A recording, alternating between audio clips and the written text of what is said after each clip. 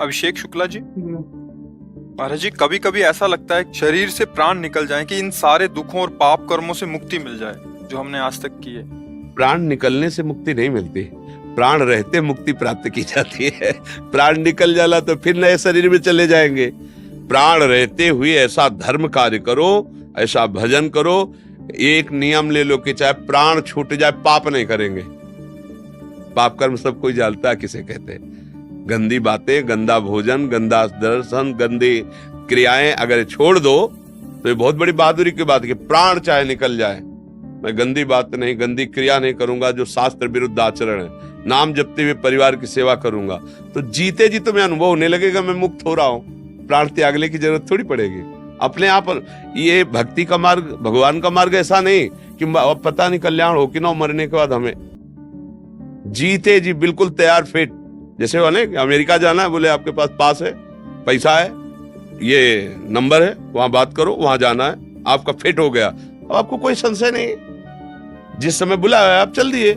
ऐसे ही होते हैं जो भगवत प्राप्त महात्मा होते हैं, फिट एकदम व्यवस्था उनको पता है। तो मरने से सब जग डरा मेरो मन आनंद, कब मरी हो कब भेटी हो पूरन परमानंद। मरने से सबको डर लगता है क्योंकि जिससे प्यार किया वो छूट रहा है, वो पहले छोड़ दिया है, और जिससे प्यार किया वो मिलने जा रहा है। हृदय में उत्साह है, मेरी बात बन गई, अब मैं जा रहा हूं। तो प्राण त्यागना जरूरी नहीं, प्राण का मोह त्यागना जरूरी है। भजन करो, एक एक श्वास भजन करो, मदगत प्राणा हो जाओगे। भगवान कह रहे मत चित्ता मदगत प्राणा बोधयंतः परस्परम। मेरे प्राण वाले बनो। प्राणों का पोषण किससे होता है? जल से, अन्न से, वायु से। अन्न भोग लगा के पाओ, जल नाम लेके पियो, और हर श्वास में नाम जप करो। आप मदगत प्राणा हो गए, त्यागने की जरूरत नहीं, आप भगवत प्राप्त हो जाओगे। बस बिल्कुल सहज समझना है।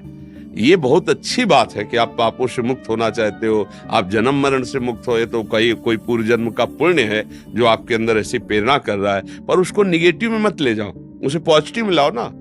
अब इसे हम सत्कर्म करेंगे, लोगों को सुख देंगे, अपने सुख की चाह त्याग देंगे, दूसरों के लिए हम प्राण दे देंगे। जब देना ही है ना तो दूसरों के लिए हम प्राण दे, महात्मा बन गए, जीत गए संसार को। समझ रहे ना आप?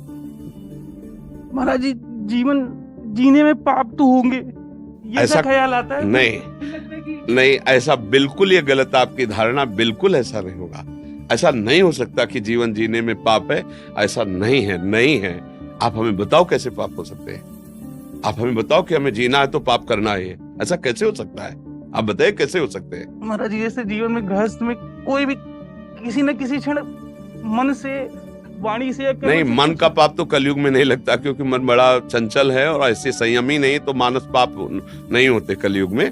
मानसिक पाप नहीं होते, पर क्रियात्मक पाप माने जाते हैं। तो हम कहते कैसे होते हैं? अच्छा, जैसे गृहस्थ आदमी है, हल जोत रहा है, कोई जीव मर रहा है, तो इसके बाद जो अन्न पैदा होता है, लाखों चिड़िया उसमें अन्न पाती है। इसके बाद आया हुआ अतीत साधु महात्मा पाता है, परिवार का पोषण होता है, उसको पाप ही नहीं लगता है। अब ऐसी जानबूझकर कोई क्रियाएं पाप की मत करो जो स्वाभाविक। तुम जैसे झाड़ू लग रही है, पोछा लग रहा है, अब कोई जीव उसमें मर जाता है, उसको पाप थोड़ी कहते हैं।